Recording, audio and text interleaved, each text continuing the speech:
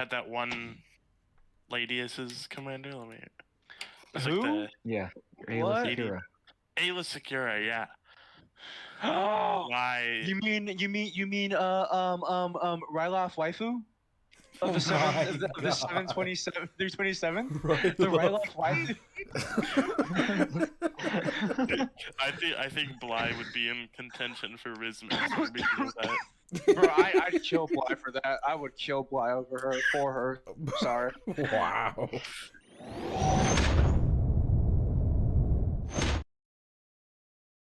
All right, welcome back, everyone, to the 41st MTB, or the 41st Media Team Podcast.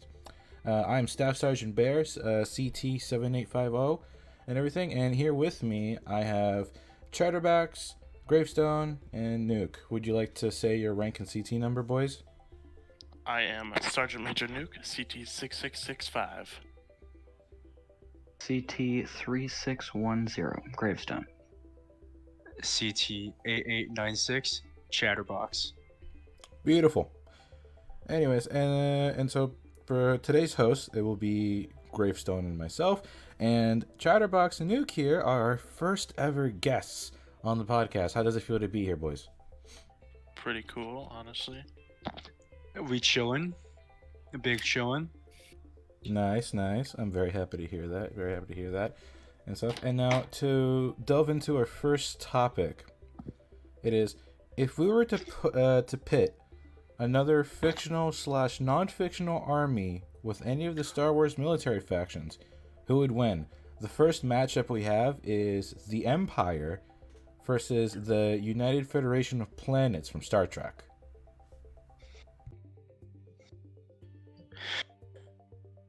All right. I think that it would have to be the Empire. The whole over 20,000 Star Destroyers kind of does something for them. Okay. All right. I mean, true. They do have that on their side, and they have a ridiculous amount of deployable troops, ships, assets, all types of things. Any other opinions? Isn't it like, excuse me, isn't it like, like at least 20,000 per Star Destroyer? Like the amount of troops they have, to deploy at any given time. I'm not sure. I don't think so. I'm I'm not- pretty sure it's a garrison of only like 200 or something, like deployable troops, because the rest are crew. So I guess that would limit everything they can do. I mean, yeah, that would have to limit it.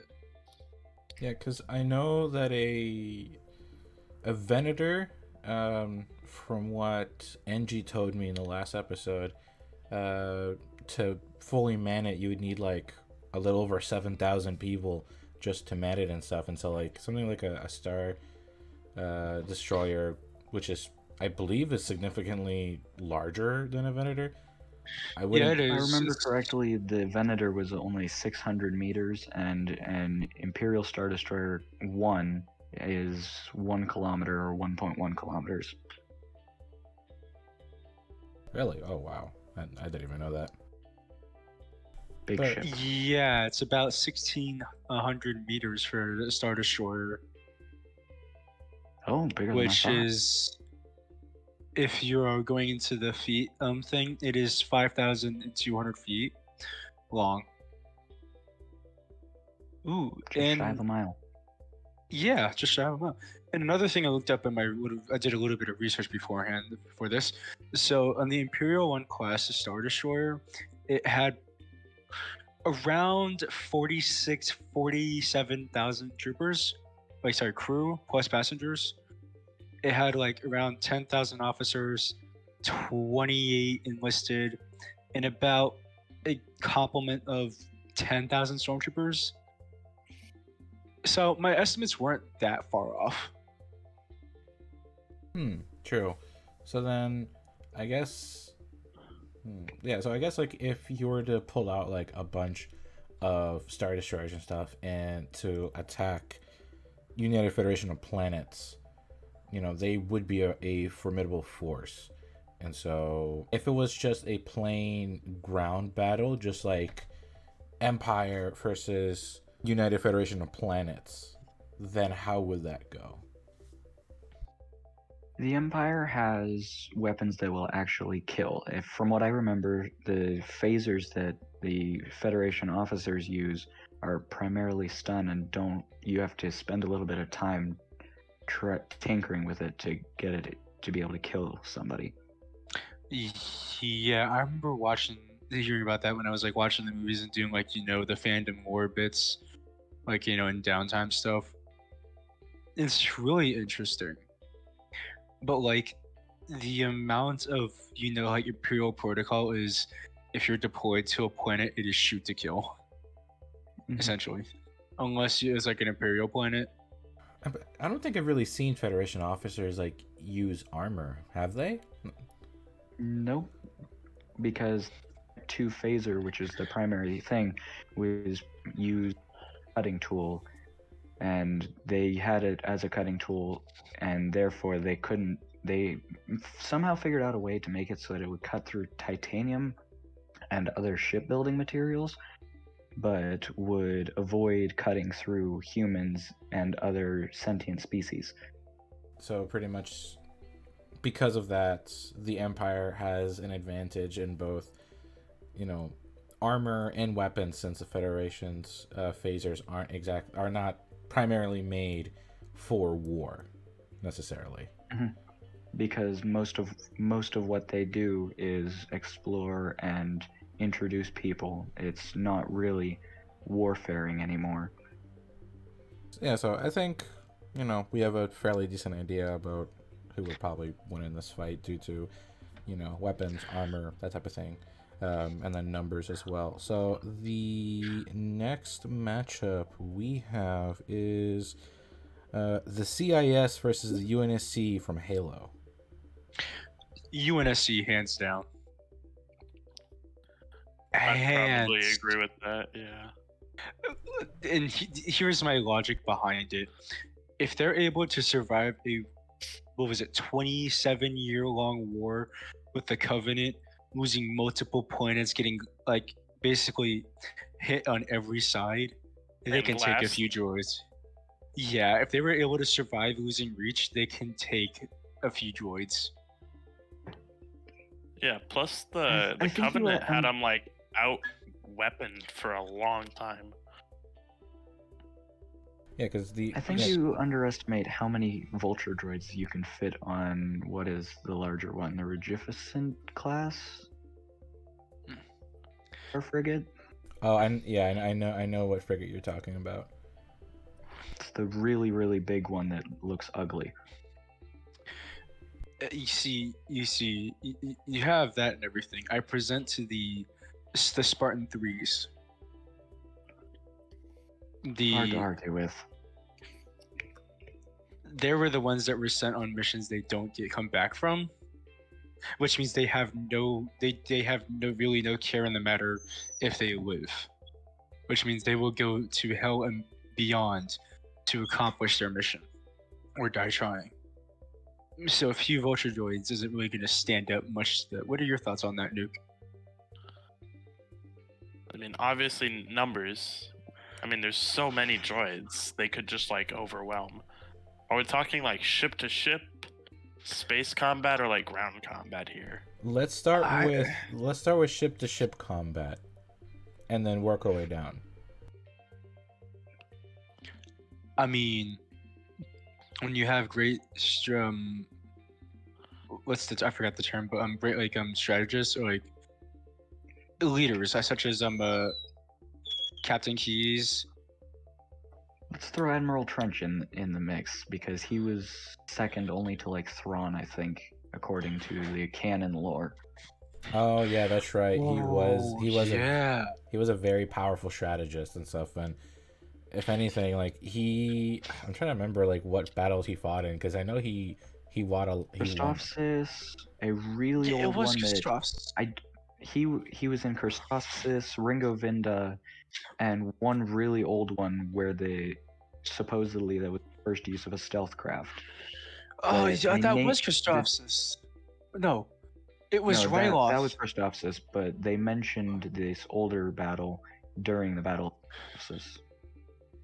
Oh, Admiral, you are in because you Mhm. mentioned going toe to toe. It wasn't in a clone. It wasn't during the Clone War. It was like No, it was well before. 10 to like 15 years prior, if I remember correctly. Yeah. Well, he didn't win, but he was very close to taking over Christophsis. Yeah, he was also very close. Like, the only reason he didn't win Ringo Venda or Christophsis was because of General Skywalker. The Jedi And just threw armor. massive wrenches in his plan. Yeah, exactly.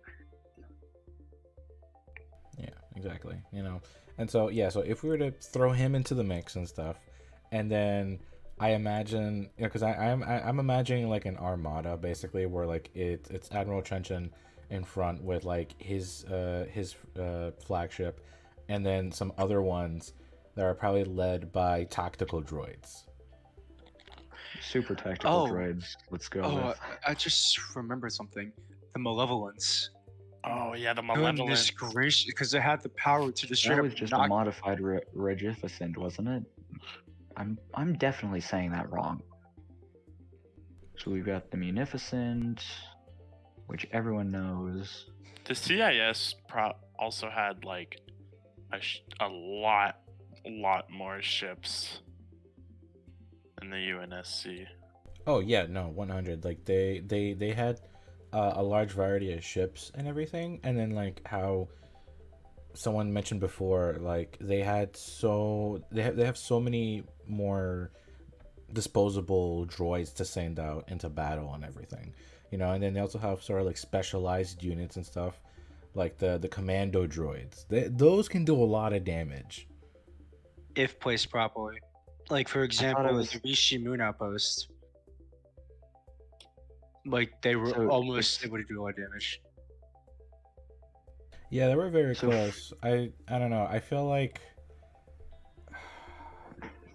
on like in normal circumstances they could have easily have taken it, but I feel like because of the inspection from Rex and Cody, that's what sort of helped tip the scales in their favor in that invasion. Yeah, it was a random inspection too, if I remember correctly, right? Yeah, it was it was a random inspection and stuff. So the fact that it just happened to be on the night that commando droids were invading is just one of the biggest coincidences, if anything. yeah. Because if they never did, those shinies would have died. hmm Well, And Kamina would have fallen. yeah, actually, no, I'm gonna take that back. You're right. They would have done it, but you have to, for the UNSC side. I'm still gonna say that, like, based off the Navy alone and the United Nations Space Command, like Fleet Admiral Lord Hood, he basically was like the, besides Miranda Keyes, he was straight up like the leader of the UNSC. Okay, right. Wait, and then Was he not? No, I think I'm pretty sure he was, but If not the leader, yeah, he was the leader of the military because he was like one of the last ones still surviving. right. And then there's also the Mac cannon as well. That's also another thing to keep in mind. Mac rounds and atmosphere, but yeah, in the graphic novel and comic, in the book, in the graphic novel, The Fall of Reach, doesn't it like show how it's like what, a 38 mega, I'm getting the thing wrong, but like a 38 big nuke, like 38 megaton? that megaton. I'm not big with all the science terms, okay? Megaton is something like 1,000,000 tons. Science. But ow. I don't know. I'm gonna have to say the CIS would win this one just because of sheer numbers. Well, hold up. If you want to go based off sheer numbers, look at the Covenant.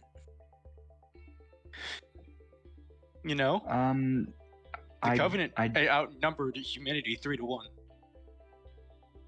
I double checked. The Recusant class light destroyers, not the Regificent, 4 of them could outgun a Victory class Star Destroyer. So Wow. 4 of them. And that's not counting its battle droid or starfighter complements. Goodness gracious. So that's what they took and upgraded into the Malevolence. Yeah, I think for naval combat, I will also have to sort of lean towards the CIS in this regard, just because I feel like they have a little bit more going for them. Even though the droids themselves are cheaply made, you can tell that at least their naval ships had some good thought and design put into it. They definitely learned from episode 1, the Phantom Menaces. They still use Lucre Hulks. Yeah, but they It's learned just their they use them mistake. a lot less. Yeah, they learned their mistake of because if a 9-year-old boy can wipe out over 1 million droids in one blow, Yeah. A 9-year-old boy with plot armor, to be exact. Yes, because It's the same plot armor that defeated Admiral Trench. yes, because he was the chosen one. You are the chosen Banana one. King Skywalker. Yeah, and so now, what if the CIS versus the UNSC on ground combat? Then Oh, Hands down. UNSC for Yes. sure. Yes. I'd Hands agree down. with that. Yeah. Not even the BX series commando droid could keep up with one Spartan. I wouldn't even say Spartans. I would say just Marines, because you have to admit, even though they might be, for lack of a better term, mass populace, because depending on the planet, they would be in extraordinary numbers. Like, for example, Reach. Let's use Reach. Do you want to use Reach as an example for this? Or Harvest? Go for it. Like, for Reach, they had... That was basically their main military planet.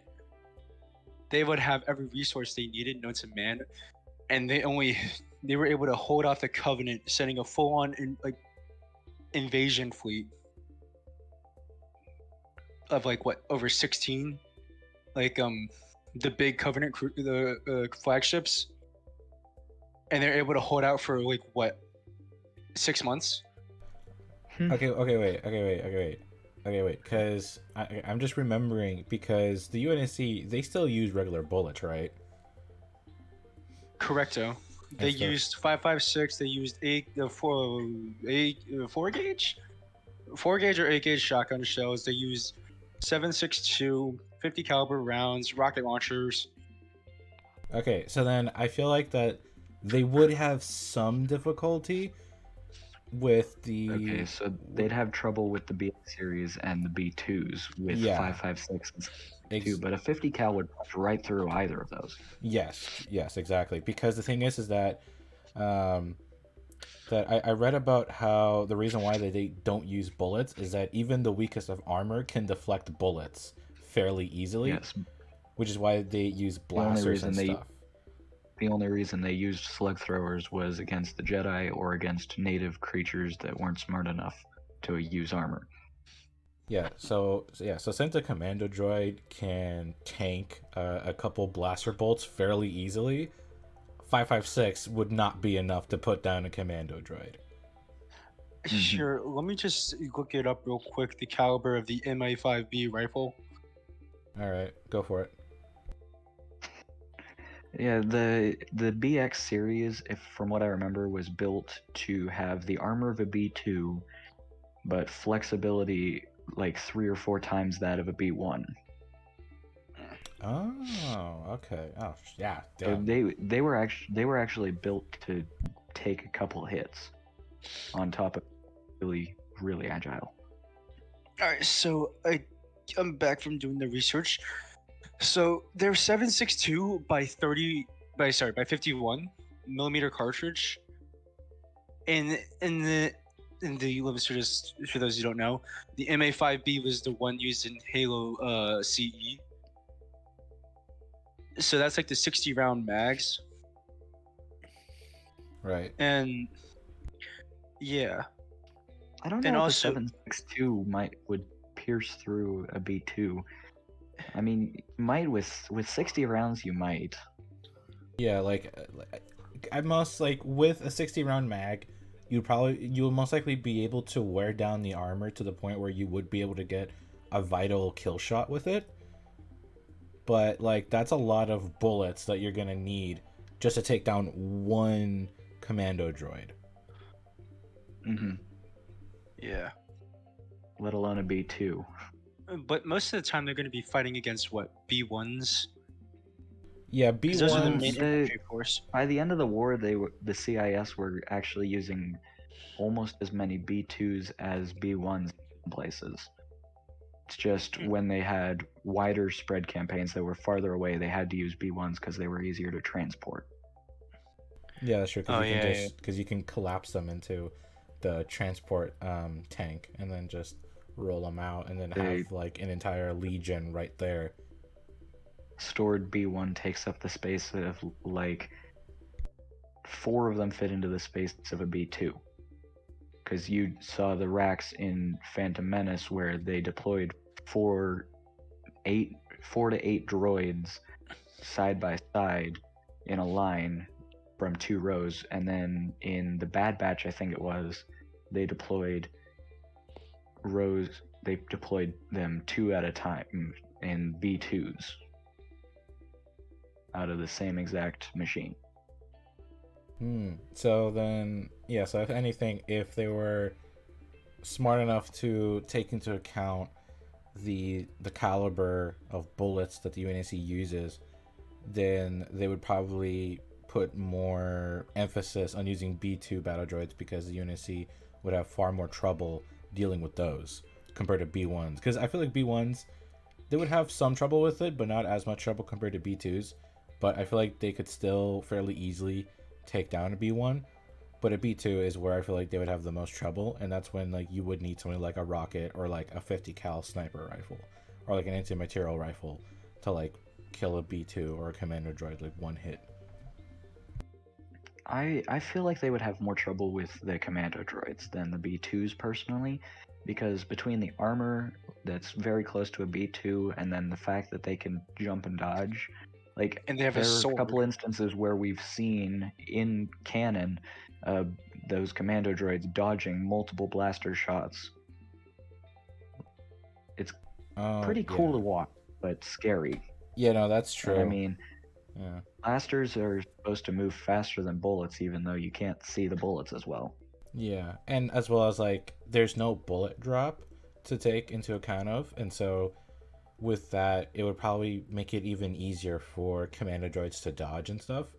And so I feel like for, you know, if it was just in a big open field and everything and it's just B1s, B2s and then like a small group of commandos, the commandos would do a lot of work, but since it's just like a small group, because you know they don't make too many, and you know they use them mainly just for infiltration missions and such, it would definitely tip the scales into their favor, but it wouldn't necessarily win them the battle, you know. Yeah, no.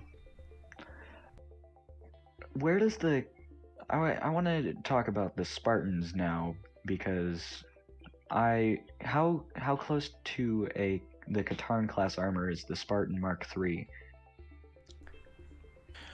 That's a good question. Okay. You said Spartan 3s? Like the clone commando armor, the Katarn class. Okay, okay, so we're gonna have to specify a little bit there. So you're talking about the standard issue they got assigned? Or are we talking about like the headhunter armor they got? For example, Standard. like okay, a standard issue, they basically have like the same amount of armor as a regular clone trooper. So Not a lot. then the Katarn so compared to the Katarn class, they might have similar training, but because of the better armor, a clone commando would beat a Spartan 3. Is what I'm hearing. Well, there's this typical standard, like, you know, the standard word. Sorry, the standard words are not on my side today. The standard Mark III Spartan armor would not hold up probably to like Katarn. Is it Katan or Katarn? Katarn. Katarn weird. commando armor. Yeah, its words are not fun. But the headhunter program, for example, like say Noble Team, they were like specifically like they got more advanced Spartan 3 armor because they were selected out of like the their companies. Sorry, spared essentially. So how would that stand up against the Katarn?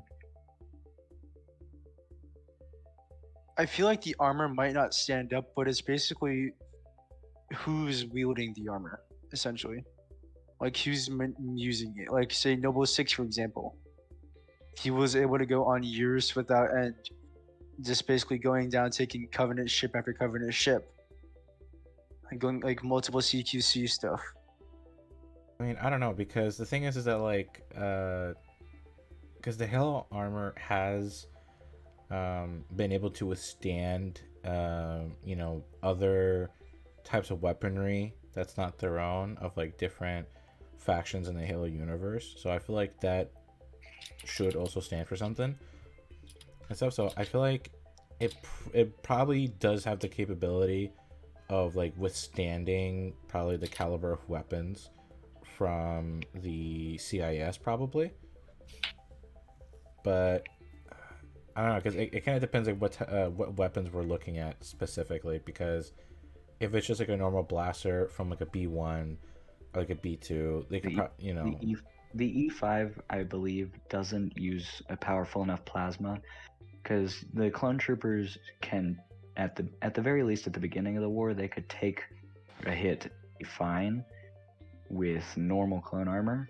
but when you switch to phase 2, that's where, because they lost some of the protection, that's when they started dying from one shot. Right.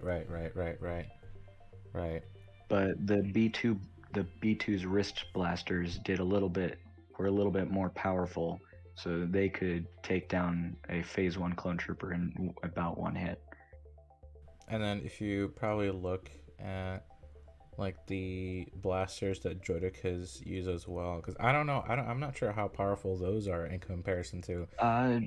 It depends on which model of Droideka, because the first model, like the one we saw in the Phantom Menace, those blasters were decently powerful, but most of the power was shunted into the shields, and it wasn't able to. It was about as powerful as an E5. But when you get towards the end of the Clone War, then you've got I don't remember the exact variant number, but its power core was powerful enough that it could sustain both its shield and a full power blaster that was more powerful than a B2 at the same time for extended periods of time. Me personally, I think despite the CIS having more resistant armor than USC, and then the higher numbers as well, I feel like the UNSC would still be able to probably win against the CIS on a ground battle. In a ground battle, yeah, I agree. Yeah. But there's just too many there's just a couple of factors that would throw off the CIS, because the clones didn't worry about fighting on home turf except on Camino, whereas the UNSC, probably by the time the CIS got there, it would be UNSC home turf no matter what. So they're fighting home advantage, and they want to win because they're risking something. And the droids might not be able to calculate that for that.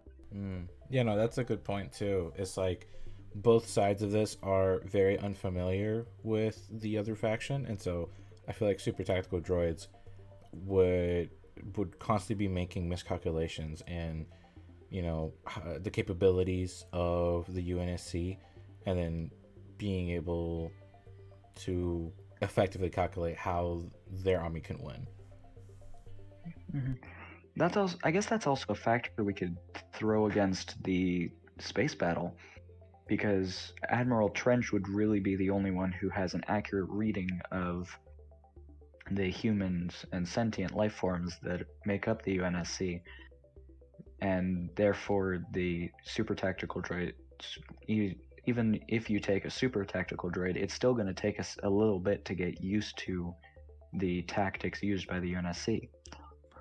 Yeah, and as well as like their, type of technology and how it works, and then trying to figure out like what is the most effective way of taking out like a type of threat, whether it be like, a flagship, a cruiser, things like that. Yeah, so I mean, yeah, so I guess in naval it's a little up in the air, but I'm leaning towards CIS for naval, and then I'm leaning UNSC for ground B battle. for ground. Yeah. What do you think? Chatter. Sorry, what? I zoned out. That's fine. Yeah, no, we were just saying, we were just trying to finalizing about who would win in a naval battle and then who'd win in a ground battle. And it seems like we think the CIS would win naval, and then we think the UNSC would win ground battles. Yeah, I would agree with you on that. Because naval, they'd send some of their best pilots in the beginning, or more so towards like the middle. Like they would keep their best fight last, essentially. You know what I mean? And by then, the super droid CIS would have a feel for the tactics. Yeah, and they would go off what the newer pilots are doing, but they wouldn't. They'd be hiding their true colors. But eventually, I still think that like the UNSC will win a few battles, but it's like no matter what they do, they will still lose because the droids they will process whatever information they've learned to like the main central hub, right? Mm-hmm. Basically, even if you win, you still lose. But on the ground, it might be the same way, but the UNSC will be winning more battles just based off the fact they're not thinking like they're being programmed. They were trained to think creatively, the Marines. And say like an ODST versus like a squad of B1s. The ODSTs are gonna win. Another thing too is what if not only we add in Admiral Trench, but what if because let's say like it's not just one naval battle, it's like multiple, and then let's say like one of the super tactical droids in the beginning was Kaylani. Oh. Yeah, because Kaylani has been able to analyze and look at the shortcomings of other tactical droids in previous battles. So I feel like that if Kaylani has survived long enough and has looked at how the other tactical droids have failed in the battles against the UNSC, he would become so much more powerful. Isn't Kaylani one of the first super tactical droids as well? So he's been around the block a couple times. I believe so, yes. Kaylani is that one super tactical droid that we see in Rebels, right? Yes. Yes, and he also shows Okay. up in the Clone Wars as well as Count Dooku's right-hand advisor. Which is another thing he's got going for him. He's so good at what he does that Count Dooku trusts him as his right-hand droid. It even got to the point where I forgot what planet it was. It's the one where Saw Gerrera is from. I forgot the name of the planet. Onderon. Yes, Onderon. Where like even at that point, he was Count Dooku was planning to replace the a king, emperor, or something like that. Whatever the leader of Onderon, and replace him with Kaylani just because he's just that dependable and reliable. Wait, what if the CIS gets like Grievous on ground? Does that change anything? Ooh. Yes, because I think those lightsabers would probably cut straight through even Spartan armor.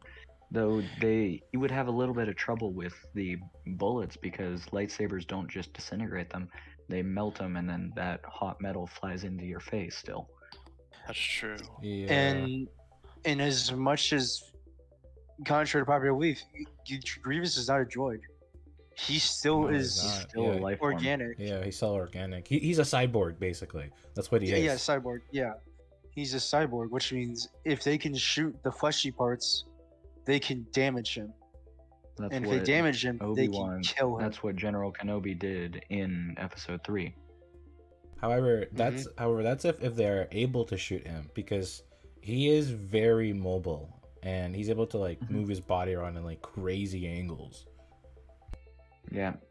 His philosophy is get the fight on your terms or retreat. Do a tactical retreat until you can have the fight on your terms. So he wouldn't go into battle without having a plan and trying to get the element of surprise.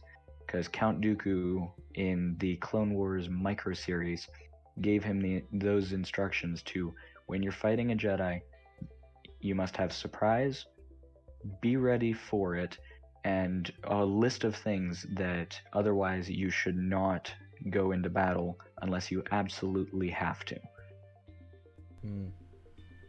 Yeah, so I mean that would definitely make it so much more different, and as well as like and then Grievous would also be the one leading the army down there, so I feel like, you know, that would probably help a lot. I mean, I don't know, I've never really seen Grievous as much of a genius strategist, you know. I've mainly just seen him kind of You really have to actually look into his character and take into account everything from every piece of canon, not just the Episode 3 or the Star Wars The Clone Wars 2008. You really have to take in as much as possible from all over to get a real feel for him, because he doesn't follow through on most of the things he was told he needed to have to beat a Jedi. So he's always seen as retreating. Okay, I see. But he is quite brilliant. I think the only reason Count Dooku found him on his home world of Kalish, I think it is. Yeah, I'm pretty sure it's Kalish. And Grievous was known as the best warrior of Kalish, and he united his people for the first time for hundreds of years, I believe, before Dooku successfully got him stuck as a cyborg and indebted to him using battle droids, I believe. I thought they just like blew up his ship. And then Dooku grabbed him out of the wreckage, turned him into a cyborg, and he became indebted to Dooku because of the Kalish ways. Yeah, I mean, there's a lot of factors that would really influence and change the outcomes of who would win, you know. But I think we do need to move on to the last matchup we have, which is the Republic versus the planet Earth. Like the modern military, right? Yes. In terms of space battle, the Republic wins. Oh, 100%. The only thing that can attack space is the F-15 with a specially designed rocket.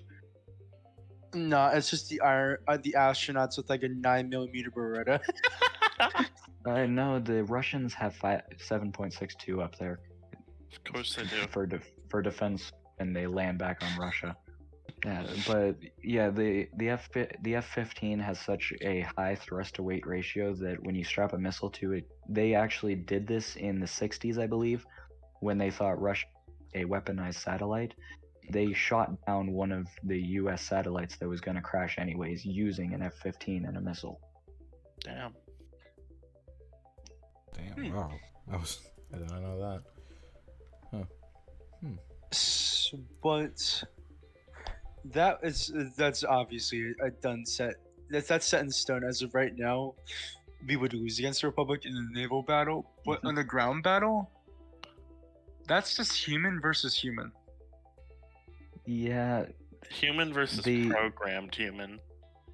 Oh, the real no, issue here not all. is that their blasters cut straight through our armor because we have nothing that would defend against blaster bolts, but their armor is built to counteract blaster bolts, so our bullets and not bullets. only Katarn class with their ray shields would be able to stop a bullet. Yeah, but they take an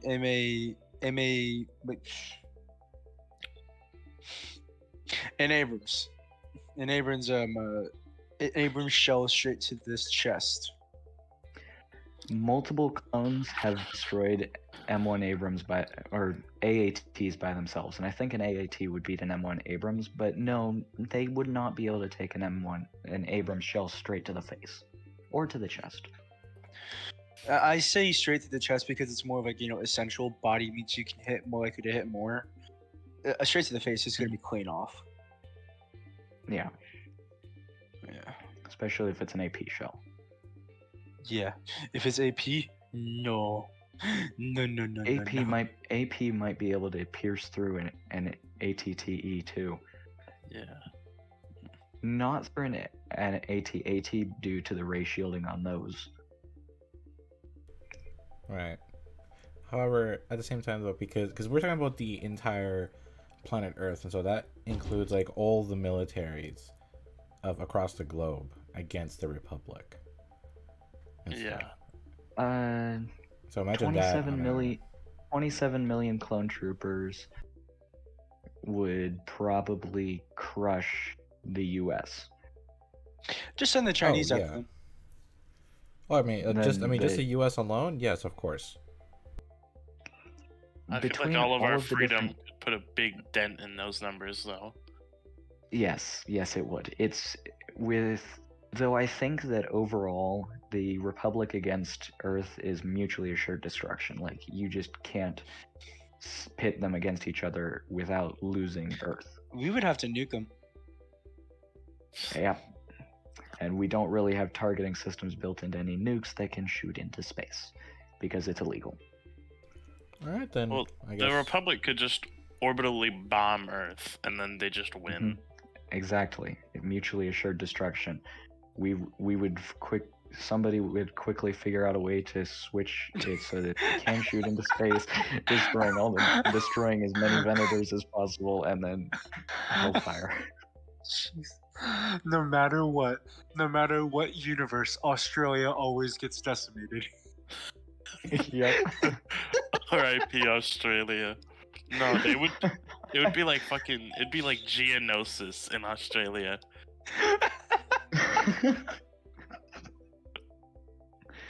No more Sydney Opera House.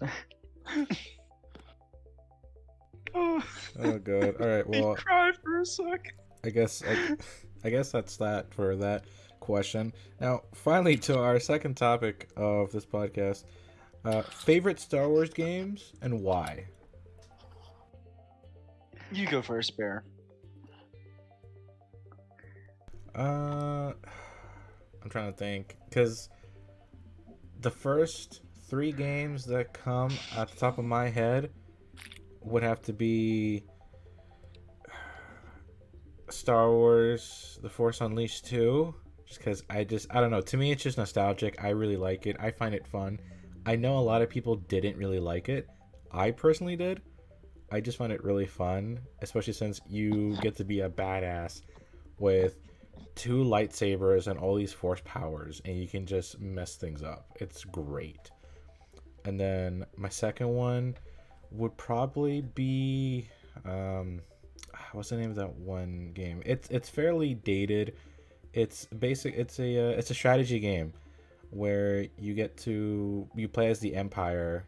And Empire War? Empire at War. Yes, Empire at War. Yes, that's the one. Yes, I like that one because I love how somebody was actually able to take Star Wars and make it into a tactical game, and everything. You can, actually be the Empire, or with mods, you can also be the Republic or the CIS, which is even better. And you can try and take over Really the cool galaxy. game. It's super cool. I have like 100+ hours on it on Steam. My great. friend got Empire at War a couple years back, and then his computer stopped being able to run it. That ripskis to him. Yeah. Oof. I guess it's my turn. Yeah, go for it. Lego Star Wars. Which one? Which one? The original or the Give newer me one? 1 second. I have to look this up. Obvious. Right off the top of my head, I like the Lego Star Wars 3, the Clone Wars one. Oh, I love that yeah, one. yeah. that was good. I was gonna say that. That I just love the way, like, the details of the animations, everything, how it like takes the light of like the most serious of matters, but puts into like Lego terms. Especially if you play it on the Xbox or on PC, it goes into more detail with the cutscenes, especially where they go against like the Blue Moon virus, and the trooper has like a 2-minute scene of him dying, but he didn't die at all. I just love that moment. I remember that scene. Sure, let me just look it up real quick. Games. I need to play the Skywalker Saga. Oh, I need to. I have it, and I've played the majority of it. I still need to finish it. It's pretty good. Okay. Visually, absolutely beautiful. I love the graphics. I absolutely love it, and I love the free play mode because you can literally just go around all the different iconic planets, different movie scenes, everything, and they have like side quests you can do, which is really cool, and everything. So it gives you a reason to actually look around and stuff. The only thing I'm kind of meh about is probably the combat, in my opinion. It's a Lego game first and foremost, so combat isn't necessarily going to be its best priority. Well, no, It's because one of no, them. well, no, because here's the thing, no, because the way that they combat is a bit different compared to the previous Lego games. That's what I'm saying. It's a bit different. It's not as simple as just pressing the one button and then you do like a cool slashes and stuff. Because apparently you can do combos. You can use the Force in different ways apparently, which I will say that part is really cool. And stuff, and I don't know, because it's the boss battles that I'm like kind of mad, because there's like I guess like QTE events when you're doing boss battles that I'm like, that kind of takes the fun out of it a little bit. Yeah. Also, I Talking found about the other. Lego Star Wars games. Do any of you know the Lego Yoda Chronicles? Oh, It's that's such an that. amazing That game. was. I remember watching the show for that. Yeah, I never saw the show. It was removed from so many platforms before I got to watch it. But I watched the new Lego Yoda Chronicles, and I really the game, in terms of the games, the old one was better than the new one by far and away. Yeah, it's on Disney Plus and Vudu. I just looked it up for the Yoda Chronicles from 2013. Okay. And then so I've done mine, we've done Chatters, we've done Gravestones, right? No, Nuke. that's I just brought up that because you were Oh. talking about Lego Star Wars games. Oh. Okay. My personal favorite is Republic Commando. Oh yes, that's a great game. I've never played you it. Can't have discussion about the best Star Wars game without mentioning Republic Commando. Like, it's got such an amazing amount of lore built into it and an amazing storyline, but also really well done combat system. Though I will admit, the Geonosians and battle droids focusing on your squad members and not the player, especially when the player is closer, was kind of annoying to play through. Yeah, no, I will say I definitely loved it, and I also like the fact that they remastered it for the new consoles and stuff. I have it on my PC. I really like it. It's really fun, and everything. I will say though that there's this one part that kind of aggravated me, just because, like, I don't know, I just found it difficult. It's like that one part where you're trying to blow that one place up, and so you're on a timer, but then a bunch of enemies come in, and so you have to like fight your way out I before hate that one. Yeah, you know what I'm talking about. I did. The only reason I successfully beat that section was like I lost all three of the squad. I lost Sev, Fixer, and Scorch. And the only reason I beat it was because I was paying attention to the dialogue and found out that the tilde key was the command key, and I typed in fear effect, and like I looked it up later and found out that there was actually a list of cheats that you can use, but I accidentally found that one and got a full list of ammo to use. So I just kind of nuked everything after that. Oh, because the way I got through that is I just simply used my entire squad as like as an obstacle through whatever throwables I had, and then I just ran for it. That's basically what I did. I didn't have enough. I almost didn't beat it. I did it by hand after I lost my squad, but I did successfully destroy most of the second wave of droids. Yeah, that one. By the time I got it. Yeah, that one's tough. But yeah. All right, Nuke. What about you and your favorite games? I gotta say The Force Unleashed. 1 or 2? I've only played 1, and I had a lot of fun with it. Oh, okay. Yeah. Okay. And then Lego Star Wars: The Clone Wars was also very fun. I Yes, remember playing that with my dad. Yeah, no, very, very good games. I just lean towards The Force Unleashed 2, just because I feel like with that one, you get 2 lightsabers, and you get your force powers earlier in the game. And I don't know, I feel like the final battle was cooler in the second one than in the first. Remind me, is that the clone of Galen Merrick or? Yes. Okay. I couldn't remember which one was which for the life of me. Mm-hmm. Yeah.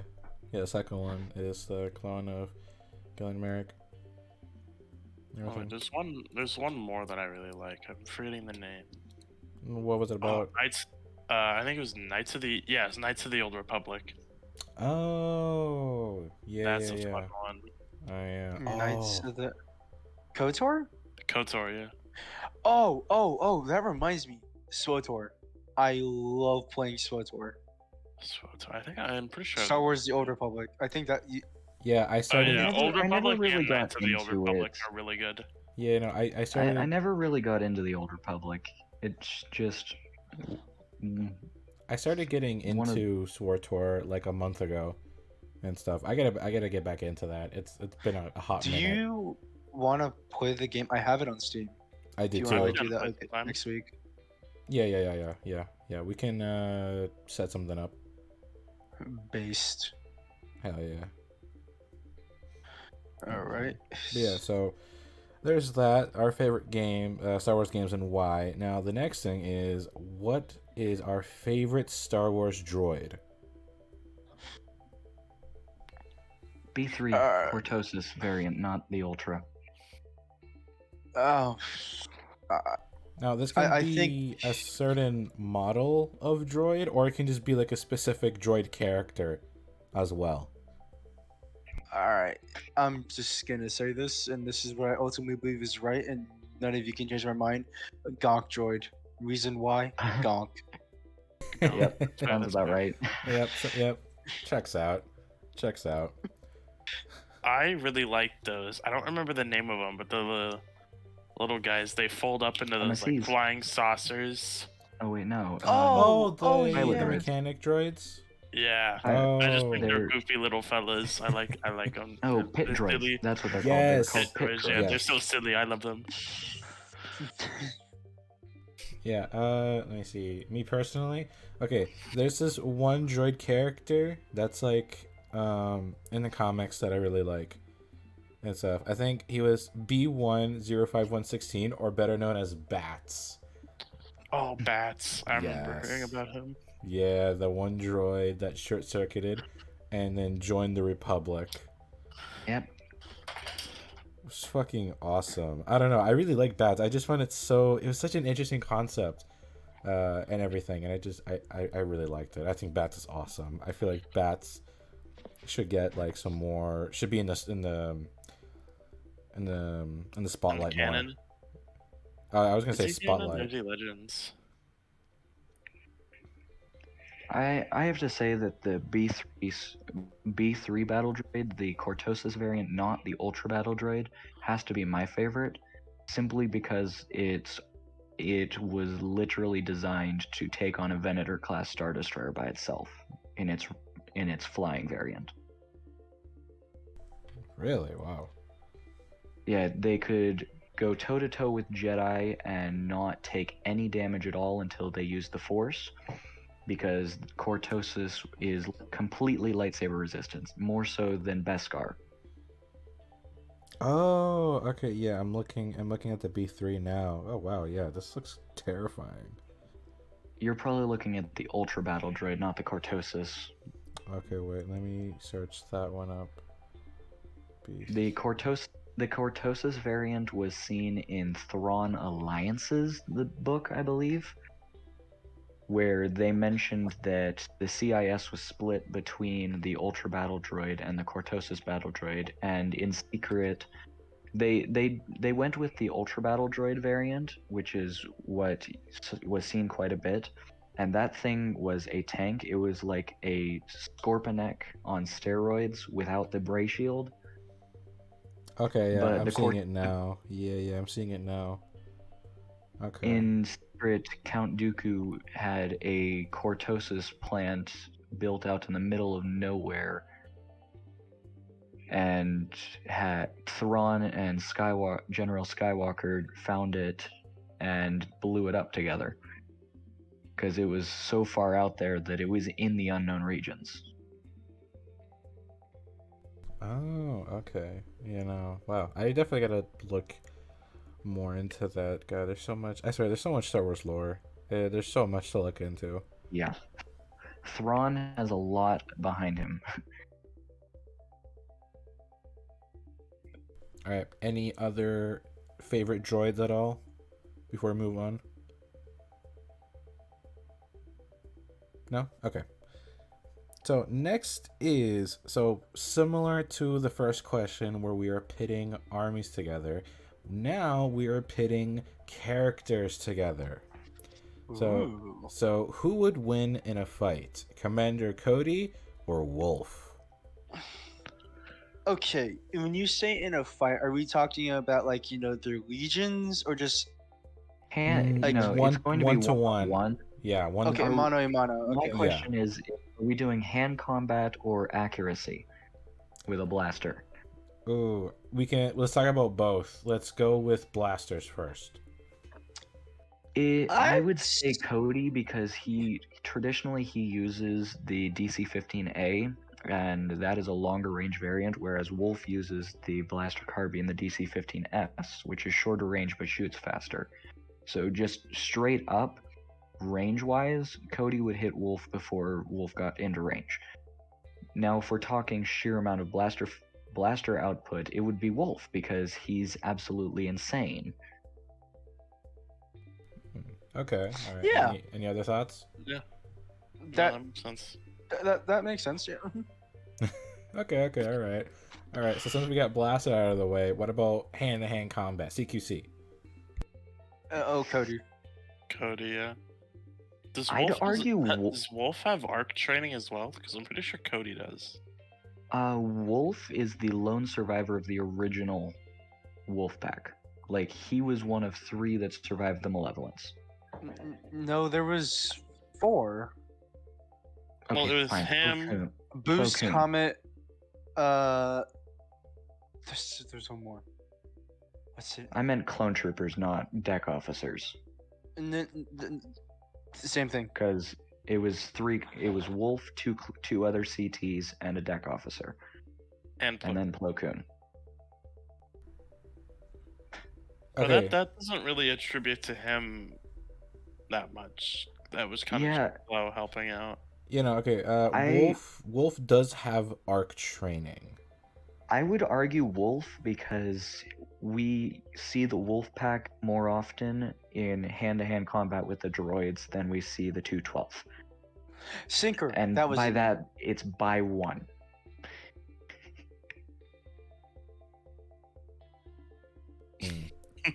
Oh, I don't know, because both of them have arc trooper training and stuff, and so yeah. So I guess the only way to really know who would really win would be achieve like different feats that they've done in battle and battle experience between the two. Hear me out, think though. that. Go My ahead, bad. Chatter. You go, no, you go first, Gravestone. I think that if I'm remembering correctly, at the end of the war, Wolffe had the Jay's Eyes, which is a token that Rex and Fordo had, signifying a really well honored trooper, and Cody doesn't have that honor.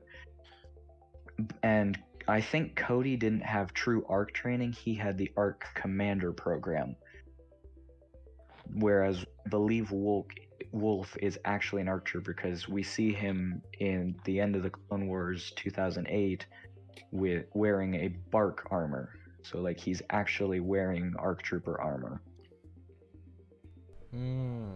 Okay, I see. Then I guess if that's the case, then I guess Wolffe would have an edge in hand-to-hand combat against Cody then. If that's the case. I don't think Wolffe. I'm not seeing. Where did you see that Wolffe got J guys? I thought I saw them on his head during the last little bit of the Clone Wars. It might have looked similar and just not been. I don't think it is because I'm doing some research right now and I'm only seeing Rex, Fordo, and some other guy named Blackout, who's a stealth operations commander. Blackout. you remember We see the, Blackout in Christophsis. Yeah, and I Kanan. guess you're right. It just kind of looks like J Guys the way his helmet's laid out in Phase 2, but it isn't. I guess you're right. Okay, so basically the only, I guess you can say, edge that Wolffe has is that he has actual ARC training, while Cody has ARC commander training. You see, me personally, I think the only way to test out their levels of skill is through an epic rap battle. Epic rap battles of history. Commander Cody versus Commander Wolffe. No. Bring It was only Wolffe, Sinker, and Boost that survived the Malevolence. So Technically, if you want to like really go farther down, Warthog was technically assigned to the 104th during that time period.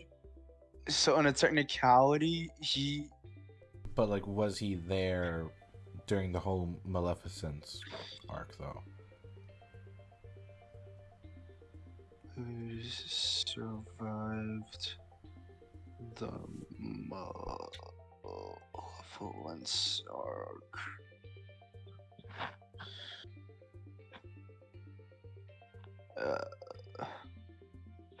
Let me just look through this. Okay.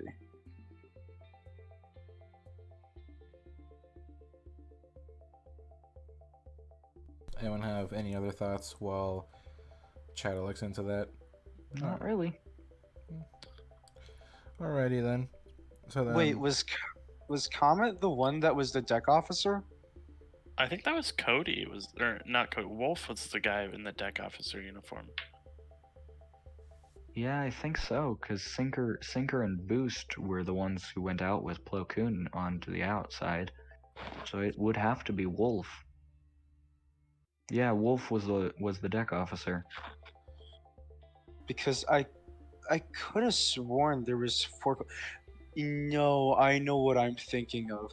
So right before they get rescued, the pod hatchers kill another group of clones of deck officers in a different hatch. They almost made it out, but they didn't get there in time.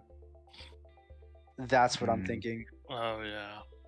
But as you were saying, Bear, Oh no, I was just saying we should probably move on to the next matchup, which is Mace Windu versus Plo Kloon.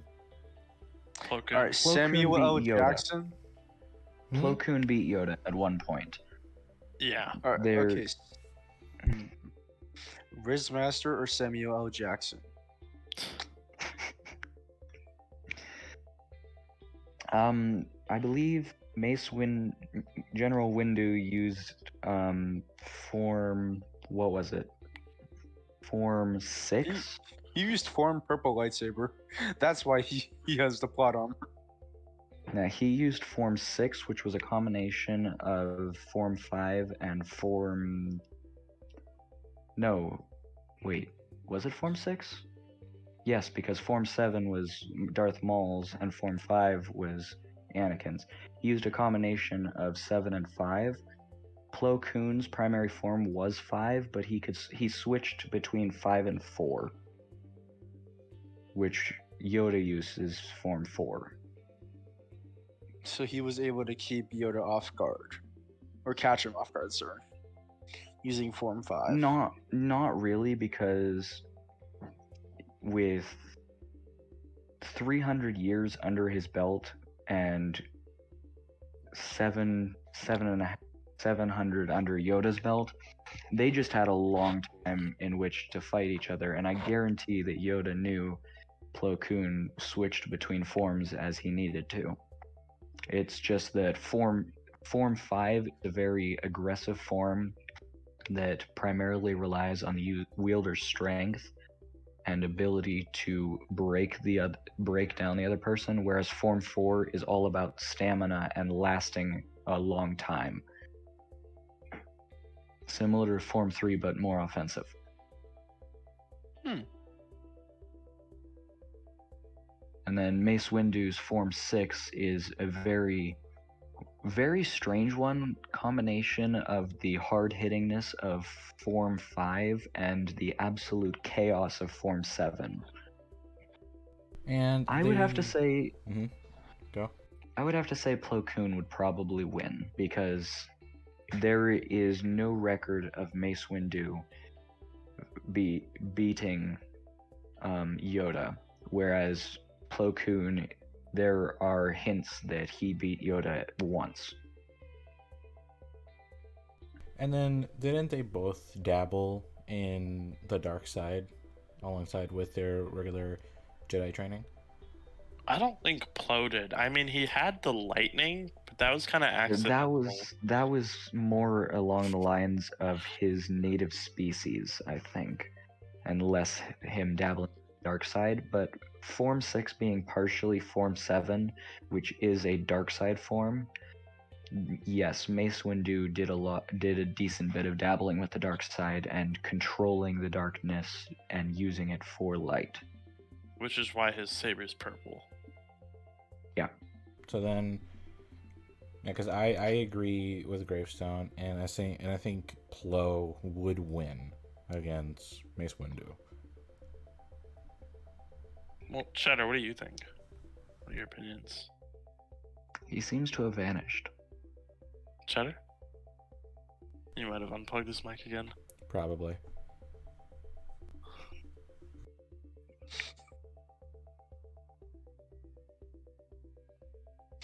His profile picture very well sums up what's going on here.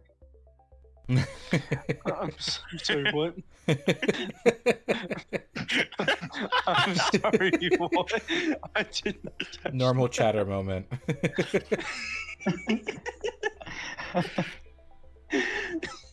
No, we were just talking about, who our thoughts on who'd win against, between Mace Windu and Plo. And then Gravestone and I think Plo would win, and we want to know your thoughts. I also think Plo would win, for the record. Okay. Listen, as much as I love Samuel L. Jackson, it has to be the Riz Master Plo Koon. The Riz Master.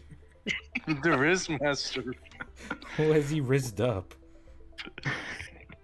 Have you seen him?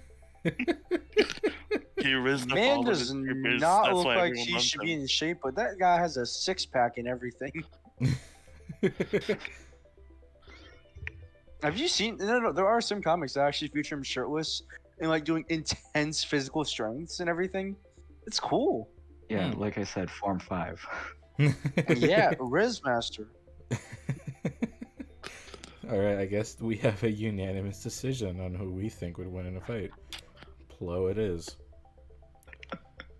Oh god. All right, now. Oh boy. Now this next matchup, requires a bit more knowledge into Star Wars lore, specifically more into the Old Republic. Who would win in this matchup? Darth Traya or Darth Revan? As his master, Traya has beaten him multiple times. Just want to put that out there. Okay, that is a fair point. That's a good point. Any other thoughts? Revan.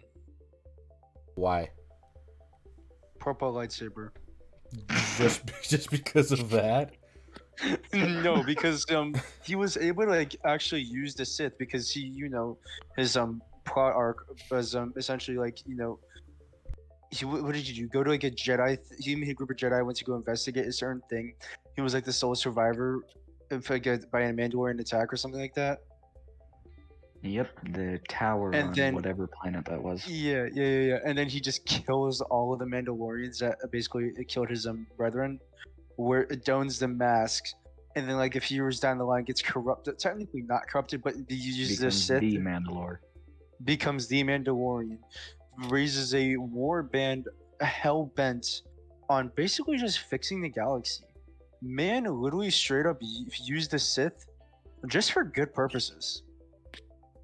Mhm. He did what Yoda couldn't, or at least tried to. Yeah. Become tall. Wow. You let up the That's- intrusive thought. That's such a low blow, pun intended.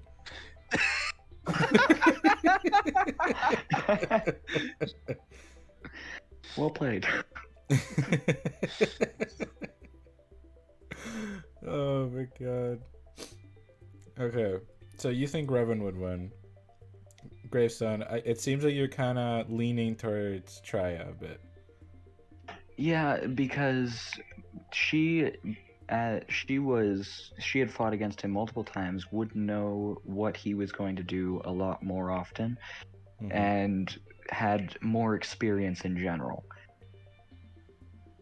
So I would have to go with Revan's master on this one because she, was his master. Right, and so she would have known him the best. Mm-hmm. Right, okay. Nuke, how about you? I don't really know much about the lore, so I don't really have an opinion. Oh, that's fair. That's totally fine. Also, Mhm. Revan is another Grand Riz Master. Please Listen, explain please why. enlighten us. Can we? Wasn't he can we not dating like one of the invite Chatterbox hottest back? Jedi of the Old Republic? Didn't he like marry one of them? Not to my knowledge. I don't know. I'll just look this up. What was Darth? You know, Nuke, when you were saying earlier about how your keyboard be loud, you were not kidding. Oh, can you hear it? I'm sorry. Yep. No. I guess he was. He was married to Bastila Shan. Yeah. Oh wait, he was with her? Yep. Now you understand why I say the Riz Master? Oh. Oh, I didn't know they were together. Well, in your If I'm defense- talking and typing at the same time, that's only when you can hear my keyboard. Keyboard ASMR. Anyways. It's all this podcast just degrades into Nuke just typing on a keyboard.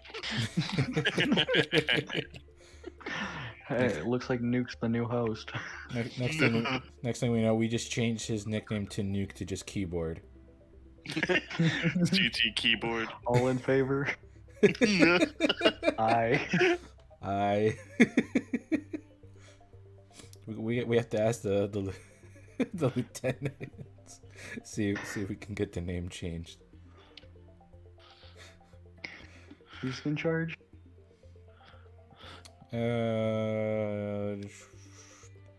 Aurelian's my captain. There you go. Take up formal complaints with him. Like, Captain Aurelian, we need to change Nuke's nickname to Keyboard.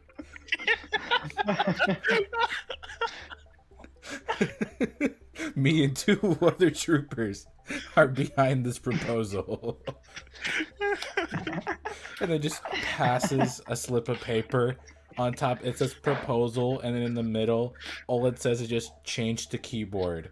And the rest of the page is blank. It's just the most bare bones proposal anyone has seen. Probably. It has no. It has like $7 billion worth of research and investments in it.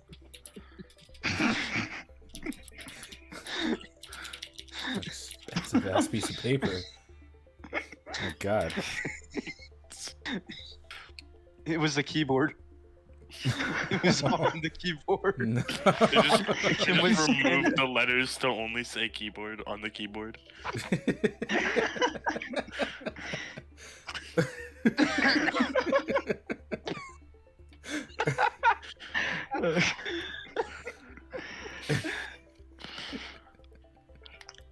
Hope you have your keyboard memorized, because now you're missing all the letters. Wait, okay, boy, if we change Nuke's name to keyboard, so then does that mean that when someone says that they're AFK, that they're just not with Nuke anymore? Like, I'll be AFK, it's like, and Nuke's like, wait, why? Why are you leaving me? What did I do wrong? Yeah, I like this idea even more. At the very least, you need to do this for April Fool's Day. That would be good. That would be good. That would I'll be keep that in mind. that would be a great April Fool's prank. Oh, I God. set up like a soundboard on a different server and just have keyboard noises.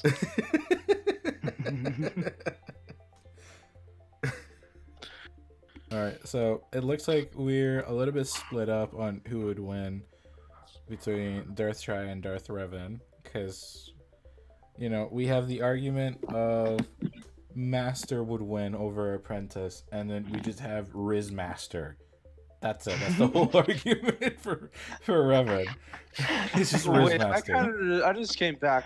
Wait, someone else agreed with me on that? No, it's just you. No, that's just you. Just You know, that's I'll you. get Darth behind and it. Nuke haven't Darth given Revan the their Riz opinions. Master. Let's I'll get behind that. Let's go. We got distracted by Nuke's keyboard.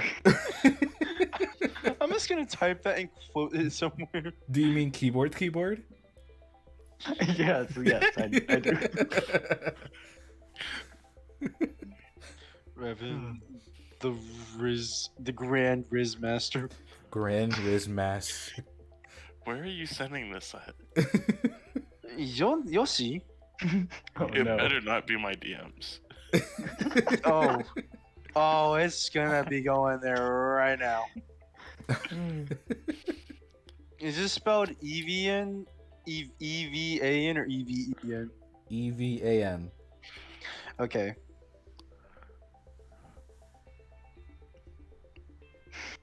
I see it. Oh no. Of course he put it in general comms. Why am I not surprised? Of course you did. Because there's No nowhere else you could've context. put it. There's no quotes there's- channel. Yeah. Well, I You thought should make a quotes channel. Yes. I'll look into That that. would be so cursed yet so worth it. I'll look into Yes. that. I don't know. Anyway. Oh my god. Voice channel now. Just instantly pings him. I don't have the power to make channels. I do. You have more roles than me. We're both media command. Yeah, but I'm a project runner. I make things happen. I do all the stuff for the TikTok. I've uploaded one video, but ignore that. But other than that, I do all the stuff for the TikTok. Exactly. One thing.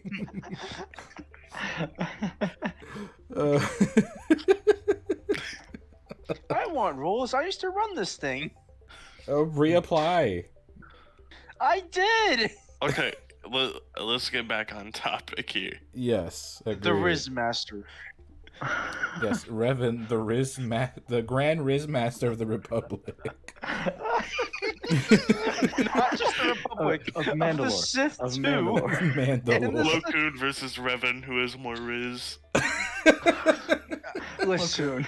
I got. You know what? I'm gonna leave that for episode 3 for NG. For Yes. We'll leave that with our other for the other hosts. They're gonna have to just Engie ping and us to Hog. they're gonna have to Engie and ping us Hog. to say, give someone to give context. Just gonna get summoned. No. I'll just bring up that question with just no context at all. Just let them go at it. Just no context. And if they ask for context, Can I'll I be just... there? Can I be there when you do this? Can I be there too? Look, you I guys feel already like know. it'd become better for me.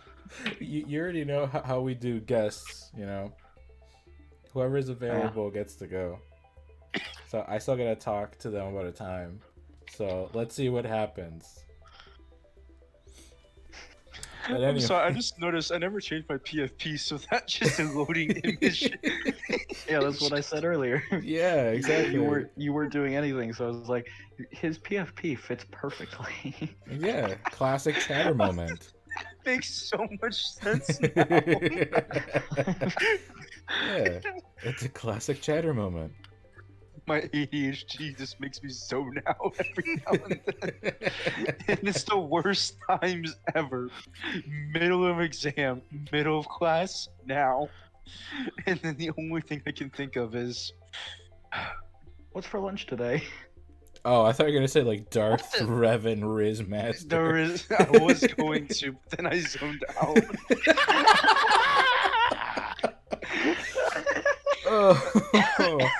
Oh my god. Oh my god. Perfect time to throw that out.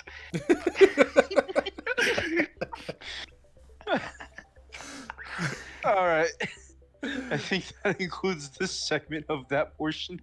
What's the next one? And fair. Oh my god. Alright, so the last matchup we have here is Alpha versus Fordo. Alpha. Alright, 100%. overused carrot or base boosted tomato? What? Alpha's Please just explain. Alpha is just overrated. He's just overrated. Fordo the GOAT. You do realize that Alpha's the one who trained every single commander. No, Chatter, do you mind backing that up with a source? the sources I made it the. You made it the... Did he space out again? Can I say the word? Bear, am I allowed to? DM me the word. I don't know what you're talking about. Sure, alright. Okay, hashtag all caps. You can just DM it to me. Yeah, you can say it. My sources, I made it the fuck up, Nuke. I forgot what I wasn't allowed to say for a second. I knew the general guidelines, but I couldn't remember how many I could drop. Wait, what? That's number 2? I think that's number 2. Yeah. I accidentally dropped one earlier. I actually dropped one earlier too, so that makes it number 3. I mean, that's fine. I think that's our as long limit. as long as y'all don't go overboard with it, it's fine. Yeah. Speaking of, What? I was gonna do a joke by saying over and over and over again. To the tune of Mary Had a Little Lamb. God. All right, can we get to the topic at hand? Alright, overrated carrot versus base boosted tomato. Please explain this. No, but Alpha is literally overplayed in like a lot of things, and Fordo doesn't get nearly as much like media coverage. What we really see like on screen and everything, or like in cartoon animation wise, it's him being badass as all hell, defending Coruscant, literally by himself in the middle of a street. Until Samuel L. Jackson, the Riz Goat, it comes along on a horse, I think. It's a goat, but yeah. The goat? It was a goat? Yeah, it was closer to a goat than a horse. The Riz Goat came in on a goat. His mighty steed, a goat.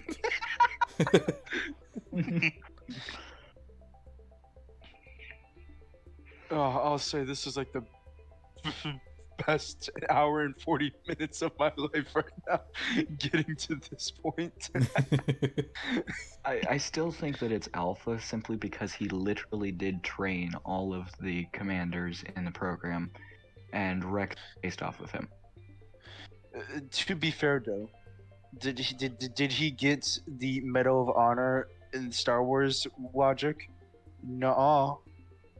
Fordo didn't. He gave it off to No, he was awarded Trooper it, of the Munilist 10. but then dedicated it to somebody else.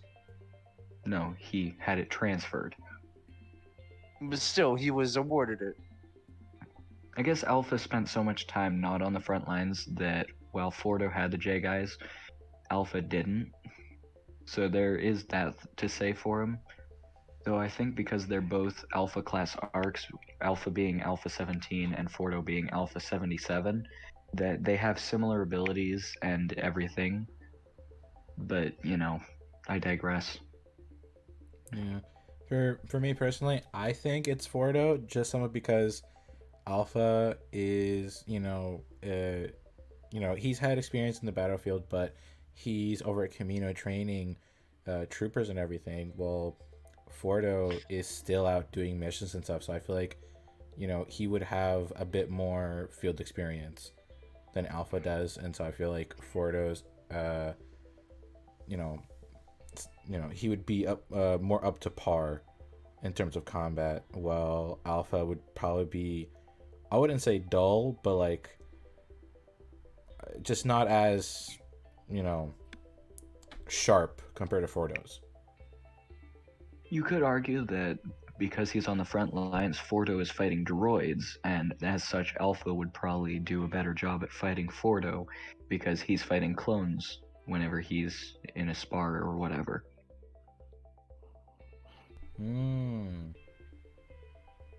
Okay, right, okay. Yeah, I can see that. Alright. Anyone else have any other thoughts? I'm not gonna lie, Discord shut down for a second.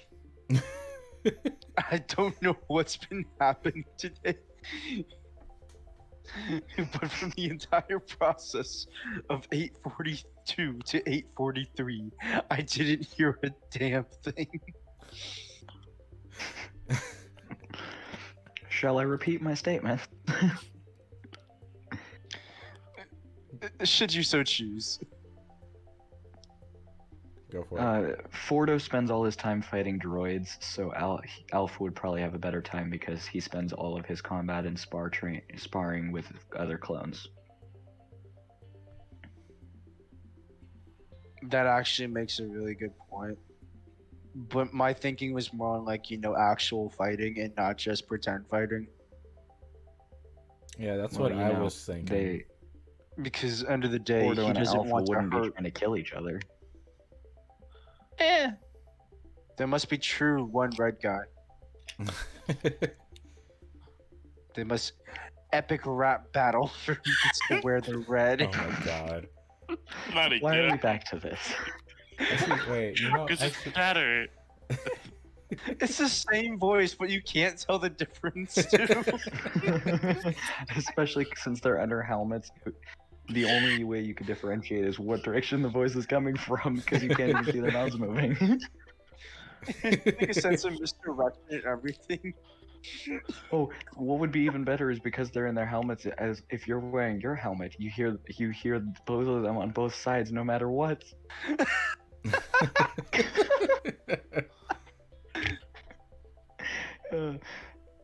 Most confusing rap battle ever. Whoever's comically large microphone is moving more.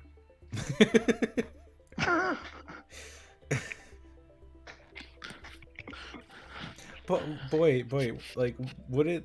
I mean, would they really need a microphone though? I mean, don't they have like comms?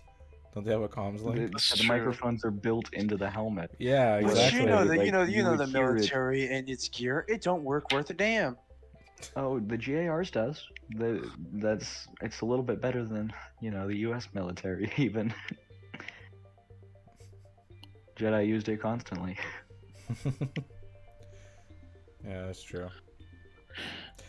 Now y'all got me thinking about like an underground clone fight club now.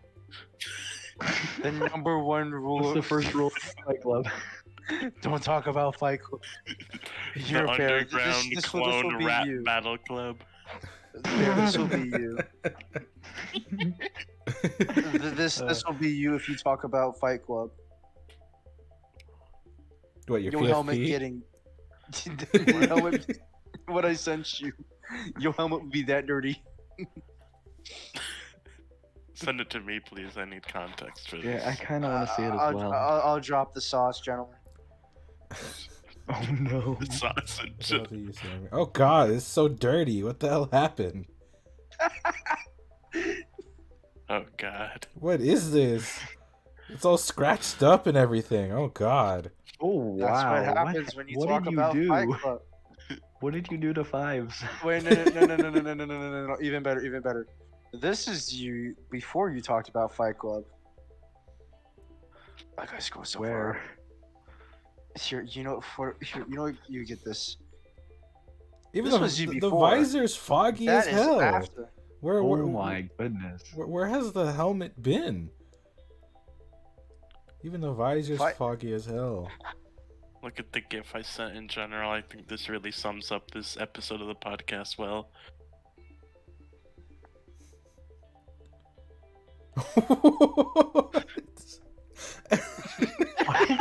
Wait a second, what? Is that COD?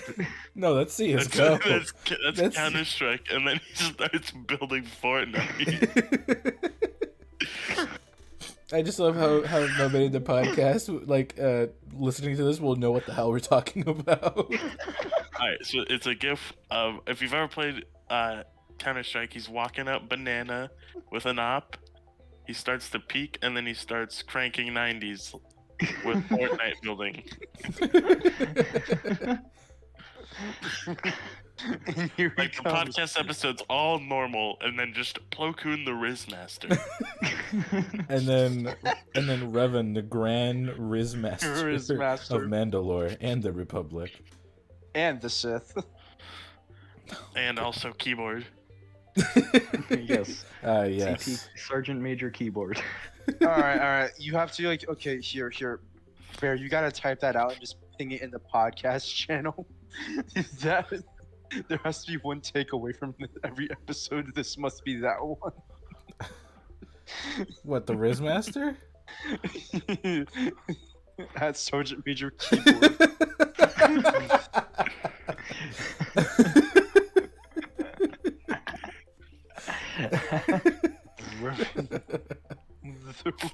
At Sergeant Major Keyboard. No, you gotta edit and put my CT numbers in there too. What is your CT number? 6665. 665, very nice.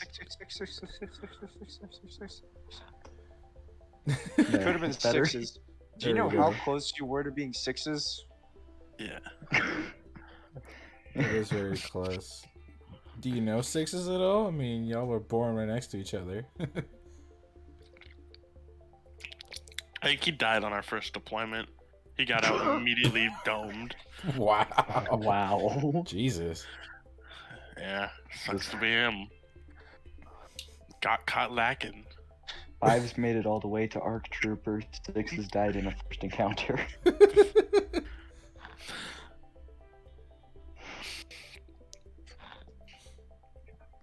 Oh god. Alright. Well, I think actually alright, yeah, the Alpha versus Fordo. I was trying to remember what the hell we were talking about before and everything.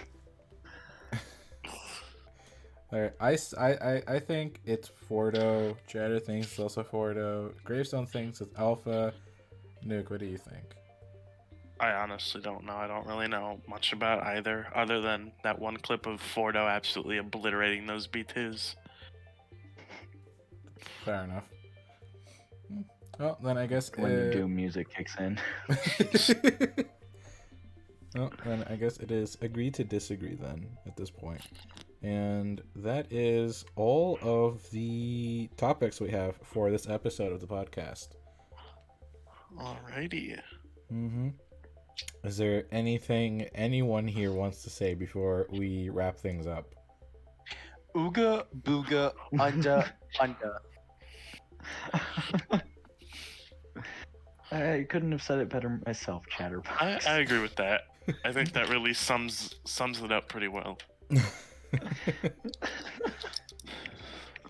Oh god. Alright, well then, I guess we're gonna wrap things up. This has been the second episode of the 41st Media Team Podcast, or MTP for short. I am Staff Sergeant Bear 7850. Like you guys can also say your names and CT numbers. I'm Chatter. CT8896. Gravestone, CT3610. Nuke 6665. That was keyboard 665. Wait. It's Sergeant Major Keyboard 6665. There was an Oh, yeah. imposter among us. Chatter Gravestone. You guys never said your ranks. I'm a CT. I lost Lance Corporal when my Battlefront client stopped working. Rip. Down, big Sarge. You see, I am of the lesser known sergeant majors. I'm not as prominent a What do you figure mean? as The the hell do you? What major the, keyboard. what the hell do you mean lesser known? It's because he's a sergeant major Phoenix keyboard. Sergeant Major as well. But still, Well, he's wait. still one of the The more keyboard known. is the best sergeant major ever. Yes, I agree with that. with Saw when he was Sergeant Major being second best. You know, if it wasn't for Saw promoting me, I would have never gotten here. And that's just facts. Alright. Well, this is the end. I hope anyone listening in had a great time listening to our craziness, and tune in next time when we have and tune in next time when we have NG and Hog as hosts again with guests as well.